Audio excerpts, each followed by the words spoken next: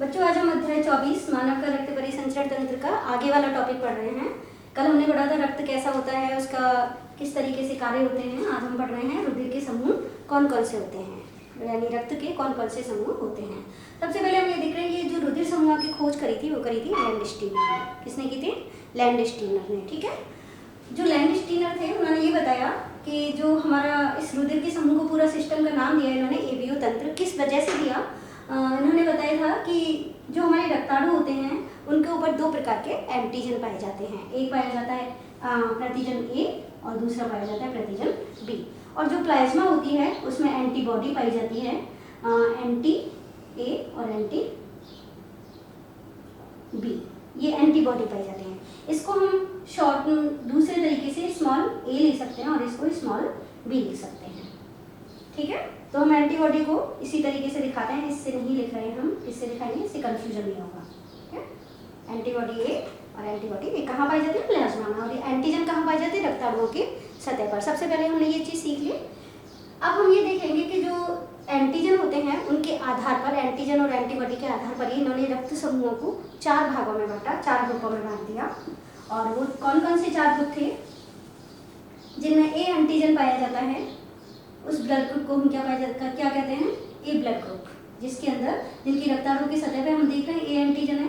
इस A antigen की उपस्थिति की वजह से इस ब्लड ग्रुप को नाम दिया गया ए ब्लड ग्रुप। इनमें होता है हमारा अगली रक्ताणु को हम देख रहे हैं, यहाँ पे बी एंटीजन मौजूद है इनकी रक्ताणुओं की सतह पर, तो इस ग्रुप को नाम दिया गया बी ब्लड ग्रुप। जिसकी सतह पर, जिनकी रक्ताणुओं की सतह पर ए और बी दोनों ही एंटीजन मौजूद थे, उनको नाम दिया गया ए और A B blood group. Clear? फिर हमारा जो अगला हम रक्ताणु देख रहे हैं इस पर ना तो ए एंटीजन है और ना ही बी एंटीजन है। तो ऐसे रक्ताणु जिनके सतह पर ना तो ए एंटीजन होता है और ना ही बी एंटीजन होता है, उसको नाम दिया गया ओ। ओ का मतलब शून्य, जिसका मतलब नन, कोई भी नहीं है उसके ऊपर। तो हमारे 4 ब्लड ग्रुप हो गए, ए बी और ओ, और इस सिस्टम को नाम दिया गया एबीओ तंत्र। ठीक है, अब आते हैं हम लोग देखते हैं जो ए ब्लड ग्रुप होता है जिनकी प्लाज्मा में एंटीबॉडी बी होती है। एंटीबॉडी कौन सी पाई जाती है?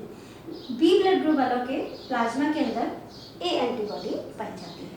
ए बी ब्लड ग्रुप वालों के अंदर ना तो ए एंटीबॉडी पाई जाती है और ना ही बी एंटीबॉडी, यानी कोई भी एंटीबॉडी इसमें नहीं पाई जाती है। अब हम देखें ओ वाले के अंदर जो ओ ब्लड ग्रुप है उसमें ए एंटीबॉडी भी पाई जाती है और बी एंटीबॉडी भी पाई जाती है। तो यहाँ तक हमें क्लियर हो गया ये कौन सी एंटीजन पाई जाते हैं और कौन सी प्रतिरक्षी पाई जाती है। अब हमारा सबसे महत्वपूर्ण चीज़ है यहाँ पर, जब हम किसी को ब्लड देते हैं या किसी से ब्लड लेते हैं तो हमें बहुत ध्यान रखना पड़ता है कि हम किसको ब्लड दे सकते हैं और किसको नहीं दे सकते। तो इसके लिए हमें क्या याद रखना पड़ता है? हमें ये ध्यान देने की बात है कि जो देने वाला होता है उसका एंटीजन और लेने वाले की एंटीबॉडी कभी भी सेम नहीं होनी चाहिए। अगर सेम होगी, मान के चलो इसका एंटीजन क्या है? ए, और लेने वाले की एंटीबॉडी है ए, स्मॉल ए। तो अगर ये दोनों चीज़ें सेम हो गई तो ये क्या करेंगे? आपस में क्रिया करेंगे और क्या हो जाएगा? रक्ताणुओं का समूहन हो जाएगा, जिसकी वजह से वहाँ एक क्लॉटिंग बन जाएगी और क्लॉटिंग बनने की वजह से ब्लड का जो सर्कुलेशन है वो क्या हो जाएगा? रुक जाएगा, और रुकने की वजह से उस आदमी की क्या हो जाएगी? मृत्यु हो जाएगी। तो हमें देने के टाइम पर और लेने के टाइम पर हमें विशेष ध्यान रखने की आवश्यकता है कि हमारी ये जो एंटीबॉडी और एंटीजन सेम नहीं होना चाहिए। हमें विशेष हमेशा ध्यान रखें कि देने वाले का एंटीजन कौन सा है और लेने वाले की एंटीबॉडी कौन सी है, ये दोनों चीज़ें सेम नहीं हो। इस बात का ध्यान रख के ही हम ब्लड का क्या कर सकते हैं? डोनेशन कर सकते हैं या रिसीव कर सकते हैं। अब हम ये बताना चाह रहे हैं कि कैसे पता लगेगा हमको कि कौन किसको दे सकता है। तो सबसे पहले हम ए ब्लड ग्रुप वाले को देखते हैं कि वो ए ब्लड ग्रुप वाला किस किस को दे सकता है। तो हम यहाँ बात करते हैं जो देने वाला होता है उसे हम डोनर कहते हैं और लेने वाले को क्या कहते हैं? रेसिपिएंट, यानी कि ग्राही, और देने वाला क्या कहलाएगा? दाता कहलाएगा। अब मैं ये मान के चलूँ अगर ए ब्लड ग्रुप वाला, देने वाला क्या है? ए ब्लड ग्रुप, और लेने वाला भी कौन सा है? ए ब्लड ग्रुप। अगर किसी ए ब्लड ग्रुप वाले, देने वाला जो तैयार है वो तो ए ब्लड ग्रुप वाला है और लेने वाला कौन सा है? ए ब्लड ग्रुप वाला। अगर दोनों ही ए ब्लड ग्रुप वाले हैं तो देखो क्या कंडीशन बनेगी? इस देने वाले का एंटीजन देखेंगे हम कौन सा है? ए, और लेने वाले का जो एंटीबॉडी है वो कौन सी है? लेने वाले में एंटीबॉडी बी, क्योंकि हमारा ब्लड ग्रुप लेने वाले का भी ए है। यहाँ हम दोनों को देख रहे हैं सेम नहीं है, सेम नहीं है, इसका मतलब ये ब्लड को डोनेट कर सकता है। ए ब्लड ग्रुप वाला ए ब्लड ग्रुप वाले को अपना ब्लड डोनेट कर सकता है, ए वाला इसको दे सकता है। ये क्लियर हो गया। अब हम यहाँ ए की जगह रेसिपिएंट बना देते हैं किसको? बी को। मान के चलो सपोज देने वाला तो है ए ब्लड ग्रुप का और लेने वाला कौन सा है बी ब्लड ग्रुप का, तब हमारी क्या कंडीशन बनेगी, इसका एंटीजन तो वही ए हो गया, लेकिन इसकी एंटीबॉडी देखेंगे हम बी वाले की एंटीबॉडी क्या है, ए है। अब देख सकते हैं हम लोग दोनों चीज़ें सेम हो गई, ठीक है। दोनों चीज़ें सेम होने की वजह से क्या होगा, रुधिर का समूहन हो जाएगा, और रुधिर का समूहन हो गया तो इसका मृत्यु हो जाएगी, लेने वाले की क्या हो जाएगी, मृत्यु हो जाएगी। तो हम बी वाले को, जो ए ब्लड ग्रुप वाला व्यक्ति है, बी ब्लड ग्रुप वाले को ब्लड नहीं दे सकता, ठीक है। तो यहाँ हमने कहीं भी बी ब्लड ग्रुप नहीं बनाया, दे नहीं सकता बी को, किसको दे सकता है, ए को दे सकता है, ठीक है। तो इसका मतलब रेसिपिएंट बी नहीं हो सकता, यहाँ पर बी वाले को दे दिया तो उसको गड़बड़ हो जाएगा। अब हम देखें ए बी ब्लड ग्रुप वाले केस हम क्या देखेंगे, वापस वही एंटीबॉडी देखेंगे। एंटीबॉडी हम यहाँ देख रहे हैं कोई भी है ही नहीं, अब एंटीबॉडी है ही नहीं है तो वो किससे रिएक्ट करेगा, ये एंटीजन किससे रिएक्ट करेगा, किसी से भी नहीं कर सकता। इसका मतलब ये ए बी वाले ब्लड ग्रुप को भी दे सकता है, यानी जिस व्यक्ति का ब्लड ग्रुप क्या है, ए बी है, उसको भी ये ए ब्लड ग्रुप वाला ए बी वाले को डोनेट कर सकता है, ठीक है, दे सकता है। देने के लिए हमने ऐसे एरो बनाया, क्लियर हुआ, अब समझ में आ गया। अब हम क्या करें, इसको डोनर की जगह इसको रेसिपिएंट बना देते हैं, ए वाले को ले किससे सकता है, ठीक है। अब देने के लिए हम सबसे पहले तो वो ए वाली कंडीशन बनाएंगे, तो ए वाला वही कंडीशन बनेगी यहाँ पर, तो ए वाले से ये ले भी सकता है और ए वाले को दे भी सकता है, क्यों, इसकी एंटीजन ए, अब यहाँ पर डोनर ए, और इस जगह पर इसकी भी जो हमारी एंटीबॉडी है वो कौन सी है, बी है, इसलिए दे ही सकता है आराम से, दोनों के अलग अलग है, इसलिए ए वाले को ये ब्लड ग्रुप दे सकता है, ए वाला ब्लड ग्रुप ए वाले को दे सकता है। अब हम यहाँ पे डोनर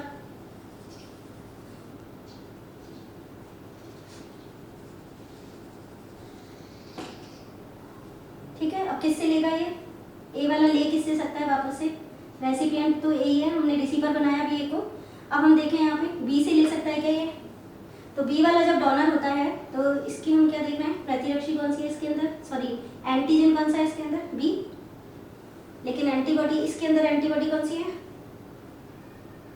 ए वाले की एंटीबॉडी है बी, देख रहे हो दोनों सेम हो गई, तो ये बी से नहीं ले सकता, या बी ब्लड ग्रुप वाला हम ये कह सकते हैं बी ब्लड ग्रुप वाला ए वाले को नहीं दे सकता, या हम ये कह सकते हैं ए ब्लड ग्रुप वाला बी वाले से नहीं ले सकता, ठीक है। तो ए वाला हमारे कहीं बी से ले रहा है, नहीं ले रहा है, ठीक है। अब हम देखें ओ वाले से, ए बी वाले से देख लो पहले कि ये ए ब्लड ग्रुप वाला ए बी से ले सकता है क्या, ए बी के अंदर हम लोग देखें क्या देखें, एंटीजन दोनों मौजूद है, एंटीजन तो ए भी है इसमें और बी भी है, लेकिन यहाँ अगर हम देखें एंटीबॉडी, इसकी एंटीबॉडी देखेंगे कौन सी है एंटीबॉडी, बी, ये इससे रिएक्ट कर जाएगी, इसकी एंटीजन इस वाले से रिएक्ट कर जाएगी, इसलिए ए बी से नहीं ले सकता, ठीक है, क्लियर। आगे हम लोग देखें ओ से ले सकता है क्या ये, ए वाला ओ से ले सकता है क्या, ओ के अंदर हम लोग देखते हैं एंटीजन कोई भी नहीं है, नो एंटीजन, और इसके अंदर हमारी एंटीबॉडी कौन सी है, बी, जब एंटीजन है ही नहीं तो एंटीबॉडी से रिएक्ट करेगा ही नहीं, इसलिए ओ वाला ले सकता है, ओ वाले से ये ले सकता है। तो हमने ये देखा ए ब्लड ग्रुप वाला किसको दे सकता है, चारों से हमने करके देखा, तो ए वाले को दे सकता है और ए बी वाले को, ओ बी को नहीं दे सकता और ओ को नहीं दे सकता, लेकिन हम ये ले किससे सकता है, ए से ले सकता है और ओ से ले सकता है, ठीक है। इसी तरीके से हम सबको देखेंगे कर करके, तो हमें ये क्लियर हो जाएगा कि कौन दे सकता है और कौन ले सकता है। बस हमें विशेष ध्यान देने की जरूरत है, एंटीजन देने वाले का एंटीजन और एंटीबॉडी सेम नहीं होनी चाहिए। तो इस तरीके से हम करेंगे तो ये चारों चीज़ें हमें क्लियर हो जाएंगी किस तरीके से हो रहा है। अब हम ये देख रहे हैं ओ इसको दे रहा है, ओ इसको भी दे रहा है, ओ इसको भी दे रहा है और ओ इसको भी दे रहा है, तो ओ वाला ऐसा ब्लड होता है जो सभी को दे सकता है, इसलिए इसे हम कहते हैं सार्वत्रिक दाता। ओ ब्लड ग्रुप को क्या कहा जाता है, सार्वत्रिक दाता, क्योंकि वो सभी को दे सकता है। और देने के रीजन क्या है, क्योंकि इस यहाँ पे एंटीजन ही नहीं है, और देने वाले का क्या देखते हैं हम, एंटीजन देखते हैं, और ओ वाले के पास में कोई एंटीजन नहीं है, एंटीजन नहीं है इसलिए वो क्या है, सार्वत्रिक दाता, सबको दे सकता है, क्योंकि उसका एंटीजन जब है ही नहीं तो वो किसी एंटीबॉडी से क्रिया करेगा ही नहीं, इसलिए ओ वाला क्या कहलाएगा, सार्वत्रिक दाता।